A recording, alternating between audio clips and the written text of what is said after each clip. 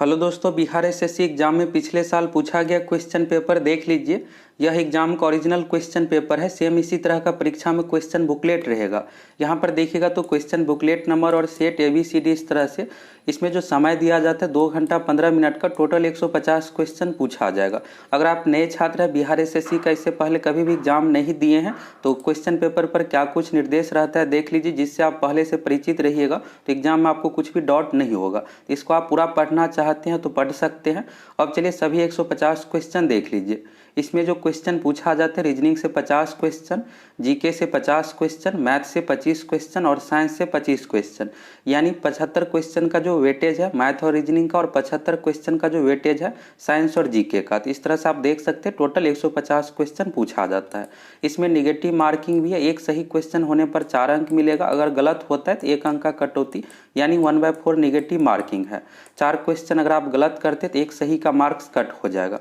अब यहाँ से क्वेश्चन शुरू है। सबसे पहले जीके से संबंधित क्वेश्चन है, आगे मैथ रीजनिंग का भी क्वेश्चन है, और इसके बाद यहाँ पर इंग्लिश में भी क्वेश्चन दिया हुआ है। तो अगर आप हिंदी मीडियम या फिर इंग्लिश मीडियम से है तो कोई भी यहाँ पर दिक्कत नहीं होगा, दोनों भाषा में क्वेश्चन पेपर दिया हुआ है। तो चलिए पहले जीके का क्वेश्चन देख लीजिए। पहला क्वेश्चन देखिएगा तो यह जीके से संबंधित है। साथ में आप बनाते भी चलिए। 150 में से आप कितना क्वेश्चन सही बना पाते हैं कमेंट करके बताइएगा।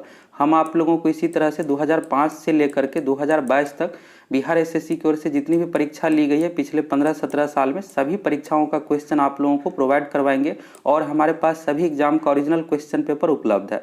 अगर आप इसका PDF डाउनलोड करना चाहते हैं तो आप हमारे एप्लीकेशन सक्सेस प्लैनेट से जुड़ जाइए, और वहां पर आप बिल्कुल फ्री में स्टडी मटेरियल सेक्शन से जाकर के इस PDF को डाउनलोड कर सकते हैं, और टेस्ट के रूप में भी प्रीवियस ईयर को दे सकते हैं, और आप वहां से चेक भी कर सकते हैं कि आपका कितना क्वेश्चन सही होता है। पहला जो क्वेश्चन यहाँ पर है नदी से संबंधित है। यहाँ पर देखिएगा तो कृष्णा, गोदावरी, ब्रह्मपुत्र, नर्मदा और अमरकंटक, सांगपो, नासिक, महाबलेश्वर, यानी नदी के उद्गम स्थल से रिलेटेड यह क्वेश्चन है। अब यहाँ पर देखिएगा तो इसमें आप नर्मदा से परिचित जरूर होंगे, और नर्मदा नदी का जो उद्गम स्थल है अमरकंटक है। अमरकंटक से 3 नदी का उद्गम स्थल है। नर्मदा के अलावा सोन नदी हो गया और जोहिला नदी, तो ये भी आपको याद रखना है। नर्मदा, सोन और जोहिला नदी का उद्गम स्थल अमरकंटक मध्य प्रदेश राज्य में है।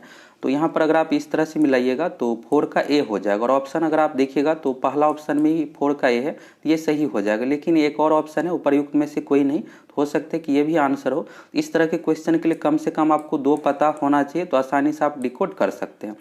बाकी और के बारे में भी देख लीजिए, यहाँ से एग्जाम में क्वेश्चन पूछा जाएगा। पहला जैसे कृष्णा है, तो कृष्णा नदी का जो उद्गम स्थल है पश्चिमी घाट के महाबलेश्वर से, इस तरह से हो जाएगा कृष्णा का महाबलेश्वर।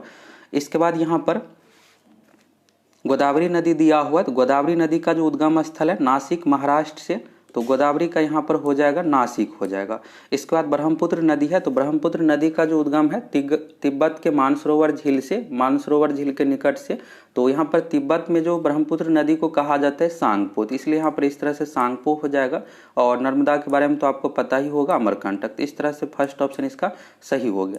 यहाँ से और भी कुछ चीज़ें आपको याद रखना है कि भारत की सबसे लंबी नदी गंगा है। अब ये तो सभी को पता है, लेकिन एग्जाम में क्या किया जाता है कि भारत की दूसरी सबसे लंबी नदी के बारे में पूछा जाता है। तो भारत की दूसरी सबसे लंबी नदी है गोदावरी। गोदावरी नदी की जो लंबाई है 1465 किलोमीटर, ये भी आपको याद रखना है। और प्रायद्वीपीय भारत की सबसे लंबी नदी है गोदावरी, 1465 किलोमीटर इसकी टोटल लंबाई है। कृष्णा नदी तीसरी लंबी नदी है, 1400 किलोमीटर इसकी लंबाई है। अब चलिए दूसरा क्वेश्चन देख लीजिए। इसी तरह से आप लोगों को डिटेल्स डिस्कशन के साथ बताएंगे, और एक्स्ट्रा फैक्ट भी, जिससे आपको एग्जाम में हेल्प मिले। जरूरी नहीं है कि सेम ही क्वेश्चन पूछा जाएगा, लेकिन उससे रिलेटेड क्वेश्चन जरूर पूछा जाता है। अगर आप सभी चैनल पर नए हैं तो जरूर सब्सक्राइब करके जुड़ जाइए। हम आप लोगों को बिहार एसएससी की पूरी तैयारी करवाएंगे। दूसरा क्वेश्चन है दही का खट्टापन निम्नलिखित के कारण होता है। तो दही का जो खट्टापन होता है लैक्टिक एसिड के कारण से। अब कई बार एग्जाम में ऐसे भी पूछ लिया जाता है कि दूध में कौन सा अम्ल होता है, तो लैक्टिक एसिड। और लैक्टिक एसिड के कारण से ही अगर आप पैदल बहुत ज़्यादा चलते हैं तो मांसपेशी में जमा हो जाने के कारण से पैर में दर्द होता है। तो ये भी पूछा जाता है एग्जाम में कि मांसपेशियों में दर्द किस कारण से होता है, लैक्टिक एसिड के कारण से। और साइट्रिक एसिड जो होता है खट्टे फलों में, जैसे नींबू हो गया, संतरा। और एसिटिक एसिड होता है सिरका में।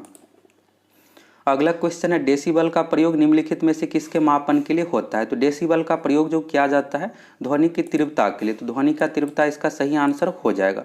अगला क्वेश्चन है वायुमंडल में ट्रोपोस्फीयर के ऊपर कौन सी परत पाई जाती है। अब यहाँ पर हिंदी नाम रहता तो आप आसानी से बना लेते, तो यहाँ पर वायुमंडल में जो सतह से रिलेटेड है, यहाँ पर इंग्लिश भी एग्जाम में पूछ दिया जाता है और हिंदी में भी आपको इंग्लिश ही देखने को मिलेगा, इंग्लिश में तो इंग्लिश रहेगा ही। तो ट्रोपोस्फीयर जो हिंदी नाम है क्षोभ मंडल का, और वायुमंडल में सबसे निचली जो परत है क्षोभ मंडल है, क्षोभ मंडल के ऊपर होता है समताप मंडल, समताप मंडल के ऊपर होता है मध्य मंडल, मध्य मंडल के ऊपर होता है अयन मंडल, और सबसे बाहरी जो परत है ब्रह्मंडल। तो ट्रोपोस्फीयर के ऊपर कौन सी परत है, तो यह जो होता है स्ट्रेटोस्फीयर। तो इसका सही आंसर हो जाएगा स्ट्रेटोस्फीयर। स्ट्रेटोस्फीयर जो नाम है समताप मंडल का। अब इसको आपको याद कैसे रखना है, तो ऐसे आप याद रखिएगा जैसे इंग्लिश में यहाँ पर टी सबसे लास्ट में है, तो लास्ट वाला क्या होता है कि यहाँ पर ठीक उल्टा हो जाता है। शुरू में आ गया ट्रोपोस्फीयर, शुरू में हो गया, इसके बाद स्ट्रेटोस्फीयर, इसके बाद यहाँ पर हो जाएगा, और इसके बाद तीसरे नंबर पर जो स्थान है मध्य मंडल का मेसोस्फीयर, एम हो गया, और इसके बाद जो होता है आयनो मंडल, आयन मंडल आयनोस्फीयर, तो आय हो गया यहाँ पर, और सबसे लास्ट में यहाँ पर एक्सोस्फीयर यानी ब्रह्मंडल हो गया। तो अब यहाँ पर क्या होता है कि ठीक उल्टा हो जाता है, टी वाला शुरू में हो जाएगा, फिर एस, फिर एम, फिर आई, और इसके बाद ई। तो इस तरह से आपको याद रखना है। अगला क्वेश्चन है कैल्शियम की आवश्यकता निम्नलिखित में से किस निमित्त है। इसका सही आंसर क्या होगा आप कमेंट करके बताइए। अगर आप इसका आंसर सी ऑप्शन दिए हैं तो आपका जवाब गलत है। इसका रीज़न यह है कि कैल्शियम का प्रयोग मेन रूप से हड्डी के लिए तो है ही, साथ में यहाँ पर खून जमने यानी ब्लड क्लॉटिंग में भी होता है, और मांसपेशियों के कार्य करने के लिए कैल्शियम के कारण से मांसपेशियों में संकुचन होता है। तो ये सब सही हो जाएगा, तो इसलिए सही आंसर हो जाएगा उपर्युक्त सभी। अगला है निम्नलिखित में से कौन सा विटामिन जल में घुलनशील है। जल में घुलनशील जो विटामिन होता है विटामिन बी एवं सी, ये दो विटामिन जल में घुलनशील है। बाकी जो है वसा यानी फैट में घुलनशील है, ए डी ई के वसा में घुलनशील होता है। इसका सही आंसर हो जाएगा विटामिन सी जल में घुलनशील है। अगला क्वेश्चन है, अब देखिएगा पंचायती राज से, तो बिहार पंचायती राज से 7 से 8 क्वेश्चन तक एग्जाम में पूछा जाता है। तो पिछली बार पूछा गया था, तो ये टॉपिक को अच्छे से कंप्लीट करेंगे। अब इसमें आपको बहुत ज़्यादा याद नहीं रखना है, 30 से 35 पॉइंट याद रखना है। मुखिया का काम क्या होता है, वार्ड सदस्य का काम क्या होता है, मुखिया अपना इस्तीफा किसे देता है। अब देखिएगा तो उसी सबसे रिलेटेड क्वेश्चन पूछा गया है, और 7 से 8 क्वेश्चन आप आसानी से बना लीजिएगा। तो जो बिहार एसएससी का पैटर्न है, जो भी टॉपिक से क्वेश्चन पूछा जाता है, हम आप लोगों को सेम उसी पैटर्न पर तैयारी करवाएंगे। तो यहाँ पर है बिहार पंचायती राज अधिनियम 2006 में 2 ग्राम सभा की बैठकों के बीच अधिकतम कितनी अवधि निर्धारित है। तो 2 बैठकों के बीच अधिकतम 90 दिन यानी 3 महीने की अवधि निर्धारित है। तो यहाँ पर 3 महीने हो जाएगा, और दिन भी पूछा जा सकता है, तो 90 दिन आपको आंसर देना है। अगला क्वेश्चन यहाँ पर देखिएगा, तो मुखिया स्वहस्ताक्षरित आवेदन देकर अपने पद से परित्याग कर सकता है, यानी मुखिया इस्तीफा अपना किसे देगा, तो यह जो देता है जिला पंचायती राज पदाधिकारी को, वीडियो को नहीं देता है, जिला पंचायती राज पदाधिकारी इसका सही आंसर हो जाएगा। अगला क्वेश्चन, अपील की सुनवाई में ग्राम कचहरी में न्यूनतम पंचों की गणपूर्ति नियमतः क्या होनी चाहिए। तो अपील की सुनवाई के लिए जो होना चाहिए 7 सदस्य यहाँ पर होना चाहिए, तो 7 इसका सही आंसर हो जाएगा। अगला है ग्राम सभा एक या अधिक संख्या में निगरानी समिति का गठन कर सकती है। इस समिति का गठन किनसे किया जा सकता है, तो ग्राम समिति के द्वारा, यहाँ पर ग्राम सभा के द्वारा निगरानी समिति का गठन किया जा रहा है। तो ऑप्शन के अकॉर्डिंग आप देखिएगा तो ऐसे सही आंसर हो जाएगा ऐसे व्यक्तियों से जो ग्राम पंचायत के सदस्य ना हो। तो यहाँ पर इसी को रखा जाएगा जो सदस्य नहीं है, यानी मुखिया, वार्ड सदस्य, ये सबको नहीं रखा जाएगा।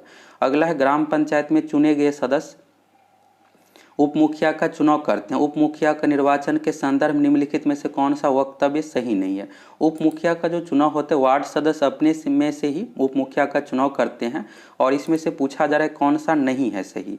तो नहीं सही जो होगा, उप मुखिया के निर्वाचन मुखिया मतदाता नहीं होगा, ये जो दिया हो ये गलत दिया हुआ है। अब चलिए अगला क्वेश्चन देख लीजिए। अब यहाँ से इंग्लिश में संबंधित क्वेश्चन है, और यहाँ पर देखिएगा 12वां नंबर का क्वेश्चन, तो हाल ही में आंध्र प्रदेश से अलग कर एक नए राज्य तेलंगाना का गठन हुआ, इससे भारतीय संविधान की किस सूची में परिवर्तन होता है। अनुसूची संबंधित है, तो संविधान की प्रथम अनुसूची जो है संघ एवं राज्य से संबंधित है, तो अनुसूची 1 हो जाएगा इसका सही आंसर। और यहाँ पर है अनुसूची 7 की राज्य सूची, ये जो है पावर से संबंधित है, राज्य सूची, संघ सूची और समवर्ती सूची से संबंधित, ये बिल्कुल भी नहीं होगा, फर्स्ट ऑप्शन इसका सही आंसर होगा। अगला क्वेश्चन है भारतीय संविधान का कौन सा प्रावधान दल बदल निरोध से संबंध रखता है। पॉलिटी को आपको अच्छे तरीके से कंप्लीट कर लेना है, इससे 7 से लेकर 10 क्वेश्चन तक पूछा जाता है, और बिहार पंचायती राज से 7 से 8 क्वेश्चन पूछा जाएगा, और बुक एवं राइटर, लेखक एवं कवि से रिलेटेड भी 6 से 7 क्वेश्चन पूछा जाता है। आगे उससे संबंधित भी बहुत सारा क्वेश्चन है। भारतीय संविधान का कौन सा प्रावधान दल बदल निरोध से संबंध रखता है, यानी दल बदल निरोध से संबंधित यानी इस पे दल बदल पर रोक है। तो यह जो संबंधित है 10वीं अनुसूची, 10वीं अनुसूची पहले संविधान में नहीं था, संविधान में 8वीं अनुसूची तक था। तो 10वीं अनुसूची बाद में से ऐड किया गया और यह जो ऐड किया गया 52वें संविधान संशोधन 1985 द्वारा। एग्जाम में पूछ लिया जाता है दल बदल निरोधी विधेयक कब पारित किया गया है, तो 1985 में 52वें संविधान संशोधन द्वारा, और इसे जो रखा गया 10वीं अनुसूची में। अगला क्वेश्चन है भारतीय संविधान की धारा 198 में धन विधेयक पारित करने की विधि प्रावधानित है। यदि विधान परिषद धन विधेयक को रोक लेता है तथा इसे वापस करने से मना कर देता है तो कितने दिनों बाद इस विधेयक को दोनों सदनों से पारित माना जाएगा। तो ये 14 दिनों के लिए यहाँ पर अपने पास रोक सकता है और इसके बाद इसे पारित मान लिया जाता है। अगला है भारतीय संविधान का अनुच्छेद 51A नागरिकों के मौलिक कर्तव्य से संबंधित है, किस संविधान संशोधन से इसे लागू किया गया है। तो मौलिक कर्तव्य की टोटल जो संख्या 11 है, पहले 10 था, एक संशोधन करके इसमें ऐड किया गया है, तो टोटल मौलिक कर्तव्यों की संख्या 11 है। अब यहाँ से भाग और अनुच्छेद दोनों पूछा जाता है। तो अनुच्छेद 51 का ए हो गया या क, और भाग 4 का ए में इसे शामिल किया गया, और यह जो शामिल किया गया 42वें संविधान संशोधन 1976 द्वारा। यहाँ पर जितने भी पॉइंट बताए सभी एग्जाम के लिए इंपॉर्टेंट है, यहाँ से पूछ लिया जाता है। मौलिक कर्तव्य को 42वें संविधान संशोधन 1976 द्वारा संविधान में शामिल किया गया है, और इसे जो रखा गया अनुच्छेद 51 का क यानी भाग 4 का क में टोटल संख्या 11 है। समिति का नाम भी पूछा जाता है, सरदार स्वर्ण सिंह समिति की अनुशंसा पर संविधान में मौलिक कर्तव्य को शामिल किया गया। अगला है 74वें संविधान संशोधन का संबंध निम्नलिखित में से किस संस्था से है। तो 73वें का जो संबंध है ग्राम पंचायत से, और 74वें का संबंध है नगर पालिका से। 74वें संविधान संशोधन, और इसका आपको वर्ष भी याद रखना है कि कब इसे शामिल किया गया, तो 1993 में। 74वें संविधान संशोधन 1993 और 73वें संविधान संशोधन 1993। यह जो संबंधित है पंचायती राज से, और इसका सही आंसर हो जाएगा नगर पालिका। तो दोनों एग्जाम में पूछा जाता है। अगला है सामान्यतः विधानमंडल के ऊपरी सदन के सदस्यों की कुल संख्या निचले सदन की कुल संख्या की, तो यह जो होता है 1/3 होता है। अब बिहार का ही देखिएगा तो बिहार में विधानमंडल में 2 सदन है, विधानसभा भी और विधान परिषद है। तो बिहार में विधान परिषद सदस्यों की टोटल संख्या 75 और विधानसभा में 243, तो लगभग आप देखिएगा 1/3 है, तो 1/3 होना चाहिए। अगला है निम्नलिखित में से कौन सी राज्य पार्टी है। तो अब देखिएगा अभी वर्तमान में तो कोई भी इसमें से राज्य पार्टी नहीं है, सभी राष्ट्रीय दल है। भारतीय राष्ट्रीय Congress, Bharatiya Janata Party, Communist Party of India, Bahujan Samaj Party, BSP भी राष्ट्रीय दल है।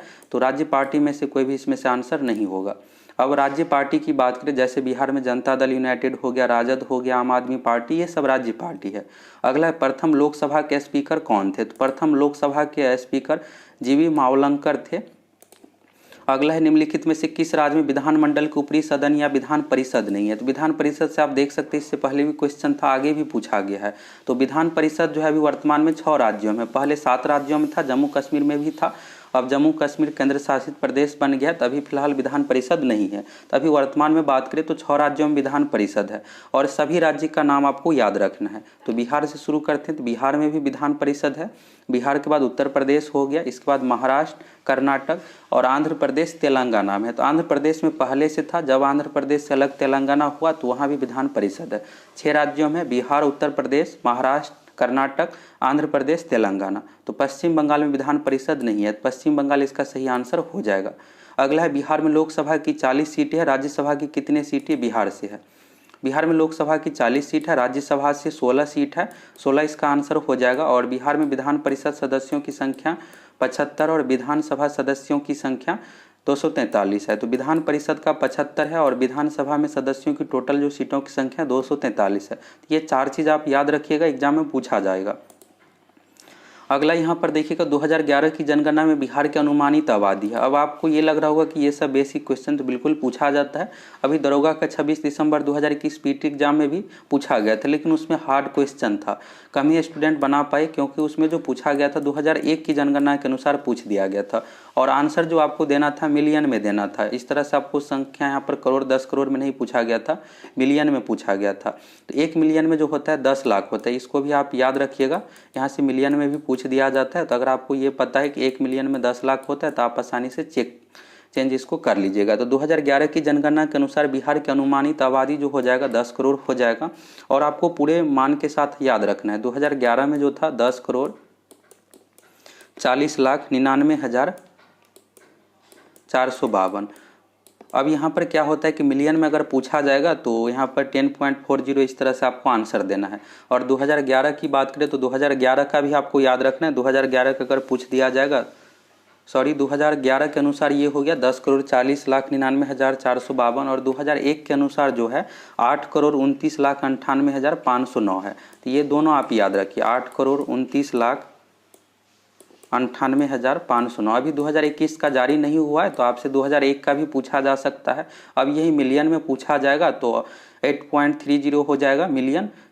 यहाँ पर अगर इस तरह से ऑप्शन नहीं रहता है 8.30 नहीं होगा, 82.99 मिलियन में हो जाएगा। यहाँ पर आपको सिंपल सा 10 से भाग दे देना है इस तरह से। तो यहाँ से आप देख लिए 2001 का यहाँ पर हो गया, ये जो हो गया 2011 को हो गया 10,40,99,452 और 2001 का हो गया 8,29,98,509। अब यही मिलियन में आपसे पूछा जाता है तो इसमें 10 से आप भाग दे दीजिए और इस तरह से आप बना सकते हैं। अब चलिए अगला क्वेश्चन देख लीजिए। अगला है किनन स्टेडियम किस शहर में अवस्थित है। तो किनन स्टेडियम जो है जमशेदपुर झारखंड में स्थित है। और अभी बिहार पुलिस मद्य निषेध सिपाही एग्जाम में ये क्वेश्चन पूछ दिया गया था जमशेदपुर के पुराना नाम से रिलेटेड। तो जमशेदपुर का जो पुराना नाम है साकची है। जब जमशेदपुर यहाँ पर नाम रखा गया उससे पहले जो नाम था इसका साकची था। अगला है बिहार राज्य में कुल कितना जिला है। तो इस तरह का अगर बेसिक क्वेश्चन पूछा जाता है तो बिल्कुल जल्दबाजी में नहीं बनाइएगा। यहाँ पर आप पढ़िएगा जिला, आपको लगेगा कि भारत का राज्य यहाँ पर पूछा गया है और गलत हो जाता है। तो बिहार में अभी वर्तमान में जिलों की टोटल संख्या 38 है और भारत में राज्यों की संख्या तो टोटल अभी 28 राज्य है, 8 केंद्र शासित प्रदेश है। ये दो चीज़ आप जरूर याद रखिएगा। बिहार में जिलों की संख्या 38 है, प्रमंडल की संख्या 9 है, भारत में राज्यों की संख्या 28 है, केंद्र शासित प्रदेश की संख्या 8 है।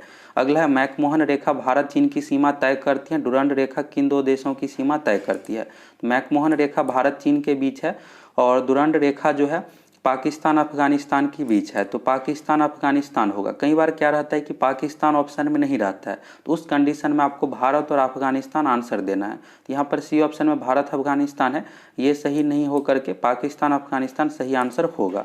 अगला है फीफा विश्व कप 2014 का आयोजन किस देश में हुआ। फीफा विश्व कप 2014 का आयोजन इसमें पूछा गया है तो आपको वर्तमान का याद रखना है। उस समय ब्राजील में हुआ था। अभी 2018 का आपको याद रखना है। 2018 में इसका जो आयोजन हुआ है रूस में और 2022 में जो होगा कतर में होगा। आगामी का पूछा जाता है खेल से रिलेटेड तो आप देख सकते हैं करेंट अफेयर्स का किस तरह का क्वेश्चन है। आगे और भी करेंट अफेयर्स का क्वेश्चन है। अगला है ब्लड कैंसर का आमतौर पर इस नाम से जाना जाता है। तो ल्यूकेमिया के नाम से जाना जाता है, बी ऑप्शन सही हो जाएगा। अगला यहाँ पर है मंगलयान 5 नवंबर 2013 को श्रीहरिकोटा से प्रक्षेपित किया गया था। और एग्जाम में ये भी पूछ लिया जाता है कि मंगलयान प्रथम कब लॉन्च किया गया था, 2013 में। अभी भी पूछा जा सकता है। और बिहार एसएससी का देखिएगा तो बहुत सारा क्वेश्चन ओल्ड भी रहता है एग्जाम का। तो श्रीहरिकोटा कहाँ है, तो श्रीहरिकोटा आंध्र प्रदेश में है और इसरो बेंगलुरु में है। बेंगलुरु का जो है कर्नाटक की राजधानी है तो कर्नाटक हो जाएगा। अगर इसरो से रिलेटेड पूछा जाएगा तो आपको बेंगलुरु यानी कर्नाटक आंसर देना और श्रीहरिकोटा जो है आंध्र प्रदेश में है। अगला है उस देश को इंगित करे जहां से ब्रह्मपुत्र नदी नहीं गुजरती है। तो ब्रह्मपुत्र नदी जो नहीं गुजरती है म्यांमार इसका सही आंसर हो जाएगा। ब्रह्मपुत्र नदी जो गुजरती है तिब्बत बांग्लादेश भारत से, तो यहाँ पर चीन भी हो ही जाएगा। अगला है साइना नेहवाल किस खेल से जुड़ी है। तो साइना नेहवाल का जो संबंध है बैडमिंटन से है, बैडमिंटन इसका सही आंसर हो जाएगा। खेल से संबंधित भी क्वेश्चन पूछा जाता है। एक और करेंट अफेयर से रिलेटेड है, Bhopal a prayer for rain, उस समय के करेंट अफेयर से रिलेटेड है। इस पर फिल्म बना था। और 3 दिसंबर 1984 को भोपाल में कौन सी गैस का रिसाव वास्तव में हुआ था। तो मिथाइल आइसोसाइनेट का हुआ था, इसका शॉर्ट नाम MIC भी इसको कहते हैं। अगला है फिजी की राजधानी कौन सी है। फिजी की राजधानी जो है सुवा है, सुवा इसका सही आंसर हो जाएगा। बिहार एसएससी एग्जाम में 2 से 3 क्वेश्चन राजधानी से रिलेटेड भी पूछा जाता है, इसको भी आपको अच्छे से कंप्लीट कर लेना है। अब यहाँ पर पुस्तक से संबंधित क्वेश्चन है। मृच्छकटिकम यहाँ पर एक संस्कृत की पुस्तक है। तो मृच्छकटिकम का अर्थ क्या होता है, तो इसका जो अर्थ होता है मिट्टी का खिलौना। तो मिट्टी की छोटी गाड़ी इसका सही आंसर हो जाएगा, या मिट्टी का खिलौना। अगला है कुचिपुड़ी नृत्य का संबंध है। तो कुचिपुड़ी का संबंध है आंध्र प्रदेश से, आंध्र प्रदेश इसका सही आंसर हो जाएगा। अगला क्वेश्चन है, निम्नलिखित पुस्तकों में से कौन सी पुस्तक मुंशी प्रेमचंद द्वारा लिखित नहीं है। यहाँ पर आप तीनों जरूर याद रखिएगा। अब अगले एग्जाम में क्या होगा कि पूछ दिया जाएगा गोदान गबन किसकी रचना है। गोदान गबन और रंगभूमि तीनों मुंशी प्रेमचंद्र से संबंधित है, लेकिन सी ऑप्शन में जो गोरा है, गोरा संबंधित नहीं है। गोरा के रचयिता है रविंद्रनाथ टैगोर, तो यह भी एग्जाम में पूछा जाता है गोरा के रचयिता कौन है, तो रविंद्रनाथ टैगोर। अगला है, वर्ष 2013 के लिए भारत रत्न पुरस्कार निम्नलिखित में से किसे मिला है। तो वर्ष 2013 के लिए भारत रत्न पुरस्कार जो मिला है, अब यहाँ पर आप देखिएगा तो 2013 में जो दिया गया था सचिन तेंदुलकर और CN राव को, तो सी ऑप्शन हो जाएगा। इसके बाद 2 ही बार दिया गया है। इसके बाद भारत रत्न के बारे में आप देखिएगा तो यहाँ से जो हो जाएगा 2015 में दिया गया था, और इसके बाद यहाँ पर दिया गया है 2019 में। तो 2015 में जो दिया गया है अटल बिहारी वाजपेयी जी को और पंडित मदन मोहन मालवीय जी को, तो पंडित मदन मोहन मालवीय और अटल बिहारी वाजपेयी जी हो जाएगा 2015 में, तो 2 लोगों को दिया गया है। और इसके बाद जो दिया गया है 2019 में 3 लोगों को दिया गया है। तो यहाँ से 2015 का भी पूछा जा सकता है, नहीं तो 2019 का तो पूछा ही जाएगा। 2019 में दिया गया है भूपेन हजारिका, नानाजी देशमुख एवं प्रणब मुखर्जी को, तो 3 लोगों को दिया गया है और तीनों का नाम आप याद रखिएगा 2015-2019 का। चलिए अगला क्वेश्चन यहाँ पर देख लीजिए। अगला है, दिनार किस देश की मुद्रा है। तो दिनार जो मुद्रा है आप देखे होंगे, इससे पहले एक राजधानी से रिलेटेड क्वेश्चन था, यहाँ पर मुद्रा से संबंधित है। तो दिनार जो मुद्रा है इराक का, और ईरान का जो मुद्रा हो जाएगा यहाँ पर, तो इराक का है रियाल। अगला है यहाँ पर करेंट अफेयर से रिलेटेड, गैब्रियल और गार्सिया मार्केज की मृत्यु 2014 में हुई थी, तो कौन थे, तो नोबेल पुरस्कार साहित्यकार थे, नोबेल प्राइज मिला था, और करेंट अफेयर से रिलेटेड क्वेश्चन है। अगला है यहाँ पर वर्ष 2014, तो यहाँ पर देखिएगा खेल से संबंधित है, महिला एकल खिताब, तो अभी आपको करेंट का याद रखना है। अगला है यहाँ पर कौन सा युग्म सही नहीं है, तो यह देश एवं राजधानी से संबंधित है। मिस्र की राजधानी काहिरा सही है, केन्या की नैरोबी यह भी सही है, सूडान की खार्तूम यह भी सही है, लेकिन दक्षिण अफ्रीका का जोहान्सबर्ग दिया हुआ गलत है। दक्षिण अफ्रीका का शहर है जोहान्सबर्ग, लेकिन राजधानी नहीं है। दक्षिण अफ्रीका की 3 राजधानी है, तीनों का नाम आपको याद रखना है। दक्षिण अफ्रीका की जो राजधानी है केप टाउन, पहला हो गया, दूसरा है प्रीटोरिया, तीसरा है ब्लॉमफोंटेन। पहला केप टाउन, प्रीटोरिया और तीसरा है ब्लॉमफोंटेन। अगला है दी गाइड उपन्यास के लेखक है, दी गाइड उपन्यास के लेखक है RK नरेन। अगला है हीराकुंड बांध किस नदी पर अवस्थित है, तो भारत का सबसे लंबा बांध है हीराकुंड बांध, यह जो है महानदी उड़ीसा राज्य में है। अगला क्वेश्चन है, भारत में सर्वाधिक क्षेत्रफल पर कौन सी खेती की जाती है, तो सर्वाधिक क्षेत्रफल पर जो खेती की जाती है धान की, और एग्जाम में यह भी पूछा जाता है कि भारत का प्रमुख खाद्य फसल कौन सा है, तो धान है। दूसरे स्थान पर गेहूं का नंबर है, खेती में भी और खाद्य फसल में भी। अगला है, बर्मा ब्रिटिश भारत से कब अलग हुआ। अब यहाँ पर देखिएगा तो आज़ादी से रिलेटेड यह नहीं है। बर्मा को जो आज़ादी मिली है 4 जनवरी 1948 को, लेकिन ऑप्शन में नहीं है। यहाँ पर पूछा गया भारत से कब अलग हुआ है, तो भारत शासन अधिनियम 1935 के द्वारा अलग किया गया है, लेकिन रियल में जो इसे अलग किया गया 1937 में, लेकिन ऑप्शन में 1937 नहीं है, इसलिए आपको 1935 आंसर देना है। तो 1935 इसका आंसर हो जाएगा, लेकिन होना चाहिए था 1937। और आज़ादी जो मिला है 4 जनवरी 1948 को। और आप लोगों को इसका डिस्कशन कैसे लगा कमेंट करके आप लोग जरूर बताइएगा। हम आप लोगों को सभी प्रीवियस ईयर कैसी तरह से डिटेल्स डिस्कशन के साथ वीडियो प्रोवाइड करवाएंगे। अगला है, मालगुडी डेज के रचनाकार है। इससे पहले आप देखिएगा दी गाइड के बारे में पूछा गया था, अब यहाँ पर फिर से एक क्वेश्चन RK नारायण से संबंधित ही है। मालगुडी डेज के लेखक है RK नारायण। अगला यहाँ पर महारत्न कंपनी से संबंधित है, नहीं है तो पावर फाइनेंस कॉर्पोरेशन लिमिटेड हो जाएगा। अगला है, गंगा ब्रह्मपुत्र डेल्टा क्षेत्र का वन निम्नलिखित में से किस नाम से जाना जाता है। गंगा ब्रह्मपुत्र का डेल्टा क्षेत्र यानी 2 नदी यहाँ पर मिल रही है, तो उस क्षेत्र को जो कहा जाता है सुंदरबन यहाँ पर हो जाएगा, सुंदरबन डेल्टा क्षेत्र। और विश्व का सबसे बड़ा डेल्टा है सुंदरबन।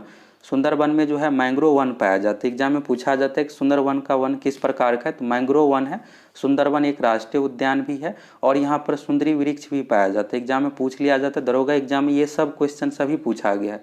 सुंदरी वृक्ष कहाँ पाया जाता है, सुंदरबन राष्ट्रीय उद्यान कहाँ है, तो इस एग्जाम में भी ये कुछ सब क्वेश्चन रिपीट किया जाएगा। सुंदरबन जो है पश्चिम बंगाल राज्य में। अगला है, कालिदास सम्मान पुरस्कार प्रारंभ किया गया।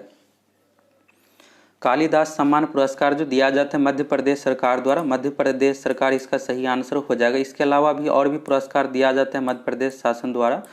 और इसके अलावा देखिएगा तो तानसेन सम्मान, एग्जाम में पूछ लिया जाता है कि तानसेन सम्मान किस राज्य सरकार द्वारा दिया जाता है, मध्य प्रदेश सरकार।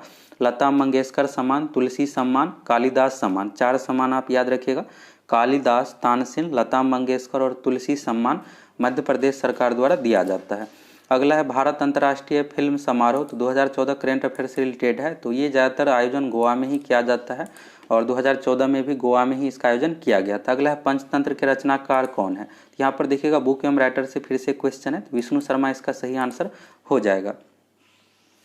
अब अगला क्वेश्चन यहाँ पर देखिएगा आप, तो यहाँ पर है भारतीय राष्ट्रीय कांग्रेस की प्रथम महिला अध्यक्ष कौन थी। यहाँ पर आपको दो चीज़ें याद रखना है। भारतीय राष्ट्रीय कांग्रेस की प्रथम महिला अध्यक्ष जो थी एनी बेसेंट, और यह भारत की नहीं थी, अंग्रेज थी।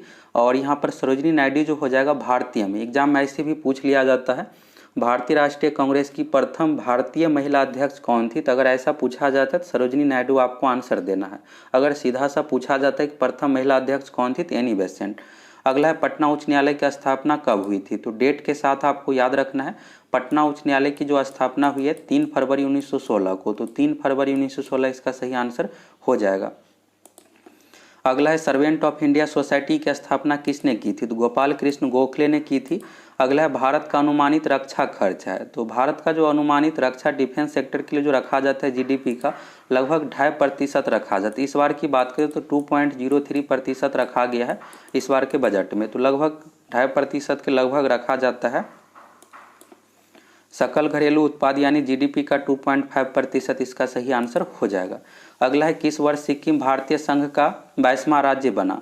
तो 22वां राज्य जो बना है सिक्किम, इसका सही आंसर जो हो जाएगा 16 मई 1975। तो 16 मई 1975 इसका सही आंसर हो जाएगा और 22वां राज्य बना है। अगला है आज़ादी के बाद भारत और नेपाल के बीच प्रथम शांति और मित्रता संधि किस वर्ष काठमांडू में हस्ताक्षरित की गई थी। यहाँ से दो चीज़ आपको याद रखना है, एक सुगौली की संधि से रिलेटेड, यह भी क्वेश्चन एग्जाम में पूछा जाता है। भारत और नेपाल यानी उस समय भारत यानी ब्रिटिश और नेपाल के बीच जो संधि हुआ था सुगौली की संधि 1816 में पूछ लिया जाता है कि भारत और नेपाल के बीच सुगौली की संधि कब हुआ था। तो 1816 में वर्ष यहाँ पर पूछा जाता है और यहाँ पर पूछा गया आज़ादी के बाद, तो इसका सही आंसर हो जाएगा 1950। अब यहाँ पर देखिएगा तो मैथ और रीजनिंग से क्वेश्चन है, आगे और भी जीके का क्वेश्चन है। तो 75 क्वेश्चन जो है मैथ रीजनिंग से पूछा गया और 75 क्वेश्चन साइंस जीके से पूछा गया। इस तरह से टोटल 150 क्वेश्चन हो गया। और यहाँ पर यह रीजनिंग से संबंधित क्वेश्चन है, यहाँ पर सीरीज है, तो इसका आंसर क्या होगा आप लोग कमेंट करके बताइए। यहाँ पर इस तरह से 1 का डबल कर दिया गया है, फिर यहाँ पर 2 का ट्रिपल कर दिया गया है, फिर 6 का चौगुना कर दिया गया, फिर 24 को 5 गुना कर दिया गया है, फिर 120 का यहाँ पर 6 गुना हो जाएगा। तो 120 में 6 गुना कीजिएगा तो 720 इसका सही आंसर हो जाएगा। तो इस तरह से आपको बनाना है। और यहाँ पर आप क्वेश्चन देख लीजिए, मैथ रीजनिंग का, आगे साइंस का क्वेश्चन देख लीजिए। अभी आप लोगों को मैथ रीजनिंग का डिस्कशन प्रोवाइड करवाएंगे तो लगभग वीडियो 2.5 से 3 घंटे का हो जाएगा। तो इसको क्या करेंगे कि मैथ रीजनिंग का जो भी यहाँ पर क्वेश्चन है इसको पार्ट बाय पार्ट, मैथ का 25 क्वेश्चन है तो इसको अलग से, और रीजनिंग का 50 क्वेश्चन इसको अलग से। अभी आप जीके और साइंस का डिस्कशन देख लीजिए, बाकी क्वेश्चन आप देखना चाहते हैं तो देख लीजिए कैसे क्या क्वेश्चन है। मैथ में इसमें एडवांस मैथ यानी त्रिकोणमिति ज्यामिति से संबंधित क्वेश्चन नहीं पूछा जाएगा। ज़्यादातर क्वेश्चन अरिथमेटिक यानी अंक गणित से संबंधित ही क्वेश्चन रहता है और ज़्यादातर इसमें आपको संख्या पद्धति से ही क्वेश्चन देखने को मिलेगा। यहाँ पर आप देखिएगा तो बिल्कुल बेसिक ही क्वेश्चन है और 25 में से 4 से 5 क्वेश्चन में आपको दिक्कत होगा, बाकी आप 20 क्वेश्चन आसानी से बना लीजिएगा। और ज़्यादातर लॉजिकल ही क्वेश्चन रहता है, जैसे ये क्वेश्चन एक पृष्ठ से रिलेटेड हो गया, टाइपिंग से रिलेटेड। तो ये सब का अगर आपको बनाने का तरीका पता है तो आसानी से बना लीजिएगा। अब यहाँ पर एक घंटी से संबंधित है, इसके बाद एक बंदर से रिलेटेड भी क्वेश्चन पूछा गया है, सीढ़ी पर चढ़ने से रिलेटेड, और टंकी से यहाँ पर नल एवं टंकी से संबंधित भी क्वेश्चन है। इसके बाद लाभ हानि से संबंधित क्वेश्चन देख लीजिए और यहाँ पर उम्र से संबंधित भी क्वेश्चन है। इसके बाद छूट से संबंधित हो गया, समय काम से संबंधित, ये सभी मैथ का जो भी क्वेश्चन इसका भी डिस्कशन आप लोगों को मिलेगा। और यहाँ पर औसत से संबंधित देखिएगा तो यहाँ पर है एवरेज से रिलेटेड ही यह क्वेश्चन है। यहाँ पर तापमान से संबंधित क्वेश्चन पूछा गया है। और यहाँ पर रीजनिंग का देख लीजिएगा तो सीरीज से क्वेश्चन है, तो रीजनिंग से अच्छा खासा क्वेश्चन आपको देखने को मिलेगा। लगभग 50 क्वेश्चन पूछा गया है। अब ज़्यादातर आपको रीजनिंग का ही क्वेश्चन देखने को मिलेगा। रीजनिंग में यहाँ पर जैसे 4 यहाँ पर दिया हो, इसमें से आपको एक अलग करना है, उसी से रिलेटेड ज़्यादातर क्वेश्चन रहता है। तो रीजनिंग में आपको अच्छे तरीके से तैयारी करना है, जिससे आप 50 में से कम 45 बना लीजिए। अगर आप रिजल्ट चाहते हैं तो 50 में से आपको 45 बनाना ही पड़ेगा। और रीजनिंग की भी आप लोगों को तैयारी करवाएंगे, तो आप सभी चैनल को सब्सक्राइब करके ज़रूर जुड़ जाइए। इसके बाद और भी यहाँ पर रीजनिंग से संबंधित क्वेश्चन है, ज़्यादातर इसमें से सीरीज से संबंधित। अब यहाँ पर डिक्शनरी से संबंधित कि पहले कौन आएगा या फिर अरेंज से रिलेटेड यहाँ पर क्वेश्चन है। ये जो देखिएगा तो ये जो एग्जाम का क्वेश्चन है 23 फरवरी 2015 का। अब आप देखिएगा तो ये 2015 का है और 7 साल बाद अब 2022 में, तो आप लोगों को लेवल टफ देखने को मिलेगा। इस तरह का लेवल नहीं रहेगा। अब अगर इस तरह का लेवल क्वेश्चन एग्जाम में पूछा जाएगा तो स्टूडेंट क्या करेंगे, इसमें लगभग 135-40 तक क्वेश्चन बना लेंगे। तो इसलिए इस बार लेवल बढ़ाया जाएगा और ये भी नहीं है कि कट ऑफ कम जाएगा। तो इसलिए आप लोगों को बहुत अच्छे तरीके से तैयारी करना पड़ेगा। बहुत इंतजार के बाद यह भर्ती दिया गया है और स्टूडेंट इस भर्ती का 2018 से ही इंतजार कर रहे हैं। 2019, 20, 21 फाइनली इस बार 2022 में भर्ती दिया गया है। और अगर आप 12वीं पास है, इस फॉर्म को नहीं भर पाए हैं तो भर्ती आ रही है, फिर से इंटर लेवल की भी भर्ती आ रही है, लगभग 4500 से लेकर के 5000 पदों पर। इंटर लेवल का भी सेम ही क्वेश्चन रहता है, सेम ही पैटर्न है। बाकी यहाँ पर आप देखिएगा सैलोलिज्म से संबंधित भी क्वेश्चन है और यहाँ पर आपको वेन डायग्राम से संबंधित भी क्वेश्चन है। 2 क्वेश्चन यहाँ पर दिया हुआ है।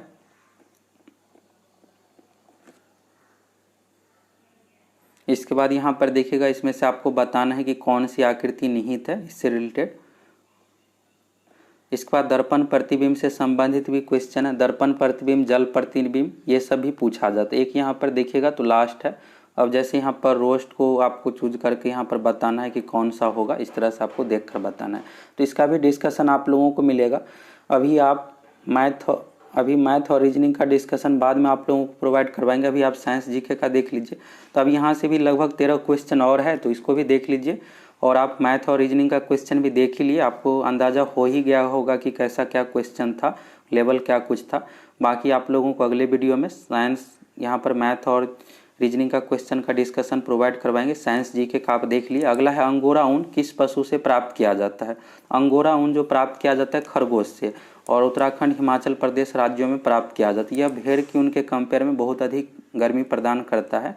अगला है निम्नलिखित में से कौन विटामिन ए का सर्वोत्तम स्रोत है। तो विटामिन ए का सर्वोत्तम स्रोत गाजर है। गाजर इसका सही आंसर हो जाएगा। अगला यहाँ पर है भारत में जंगली गधे घोरकुर निम्नलिखित में से कहाँ पाए जाते हैं। जंगली गधे के लिए जो फेमस है कच्छ के रण, इसका सही आंसर हो जाएगा। और यहाँ पर एक राष्ट्रीय उद्यान भी है जंगली गधा का, तो कच्छ का रण इसका सही आंसर हो जाएगा। और इसको घोरखुर भी कहा जाता है, एग्जाम में पूछा जाता है, फिर से भी रिपीट किया जा सकता है। अगला है जब बैरोमीटर का पारा अचानक गिर जाए तो यह किस बात का द्योतक है। जब बैरोमीटर का पारा अचानक गिर जाता है तो आंधी या तूफान आने की संभावना। तो आंधी या झंझावत, झंझावत यानी तूफान की संभावना।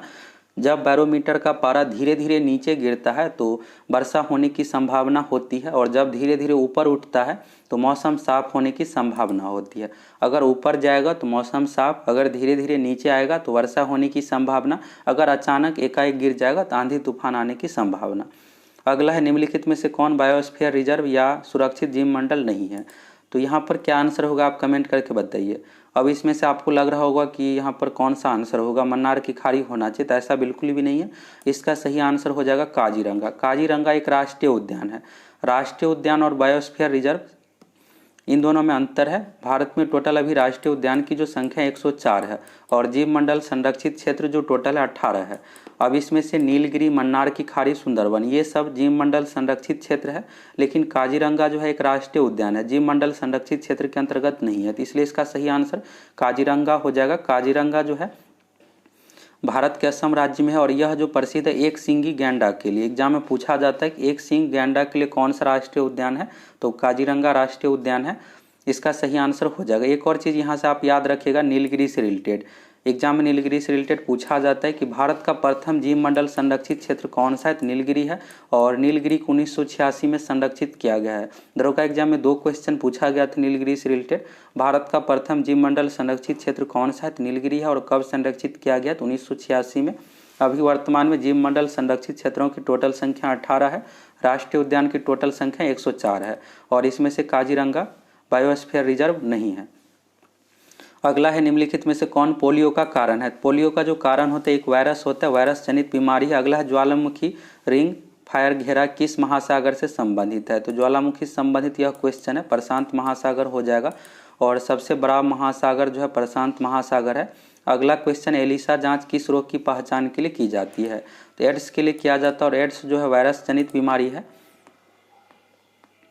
अगला देखिएगा यहाँ पर, तो 3 तत्व जिनका उपयोग रासायनिक उर्वरकों में सर्वाधिक होता है। तो रासायनिक उर्वरकों में जो सर्वाधिक होता है, आप डीएपी और यूरिया खाद का नाम जानते ही होंगे। तो डीएपी खाद में जो होता है एनपीके, यानी एन से यहाँ पर हो गया नाइट्रोजन, पी से हो गया फास्फोरस, के से हो गया पोटेशियम।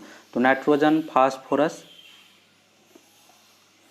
बी ऑप्शन इसका सही हो जाएगा, नाइट्रोजन, पोटेशियम, फास्फोरस। तो एनपीके होता है और आप देख सकते हैं खाद के बोरा पर लिखा भी रहता है एनपीके, और अलग अलग कंपनी का आप खाद लीजिएगा तो किसी में नाइट्रोजन कम अधिक इस तरह से रहता है। तो इसमें मेनली रूप से नाइट्रोजन, पोटेशियम, फास्फोरस होता है। तो एन से हो गया नाइट्रोजन, पी से हो गया फास्फोरस और के से पोटेशियम। के जो संकेत है पोटेशियम का।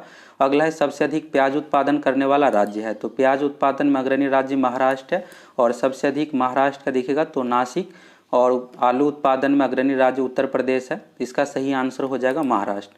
अगला है निम्नलिखित में से कौन सा ब्लड ग्रुप सर्वव्यापक ग्राह्यता रखता है, यानी सभी से ले सकता है? तो ए बी पॉजिटिव जो ब्लड ग्रुप है यह किसी से भी ले सकता है, और ओ पॉजिटिव जो होता है, ओ जो ब्लड ग्रुप है यह सभी को दे सकता है।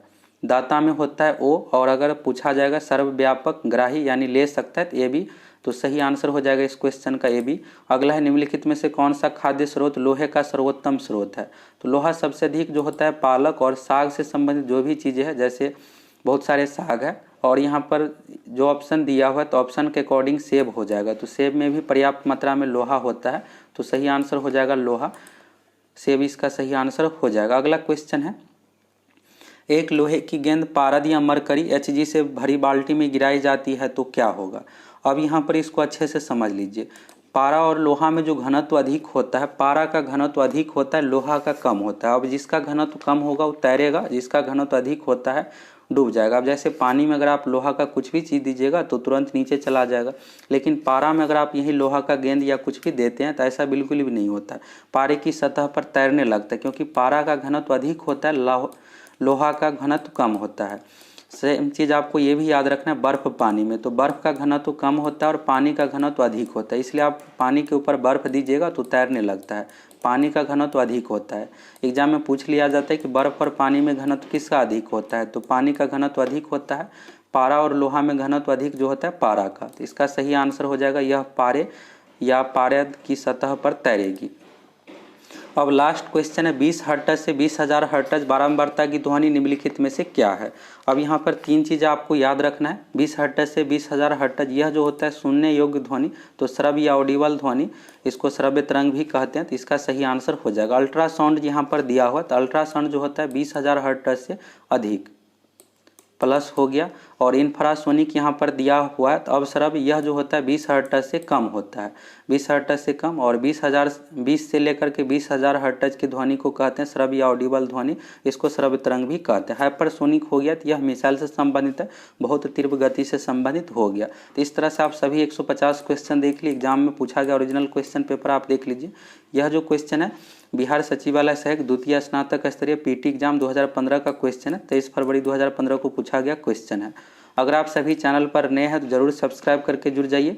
2005 से लेकर 2022 तक अब तक जितने भी परीक्षा ली गई है सभी परीक्षा का क्वेश्चन इसी तरह से आप लोगों को डिटेल्स डिस्कशन के साथ प्रोवाइड करवाएंगे, साथ ही सभी विषय की तैयारी भी करवाएंगे। तो आप सभी अगर चैनल पर नए हैं फटाफट सब्सक्राइब करके जरूर जुड़ जाइए। अगर आपका इसका पीडीएफ डाउनलोड करना चाहते हैं तो आप हमारे एप्लीकेशन सक्सेस प्लैनेट पर जा करके बिल्कुल फ्री में स्टडी मटेरियल सेक्शन से पीडीएफ भी डाउनलोड कर सकते हैं और टेस्ट भी फ्री में दे सकते हैं।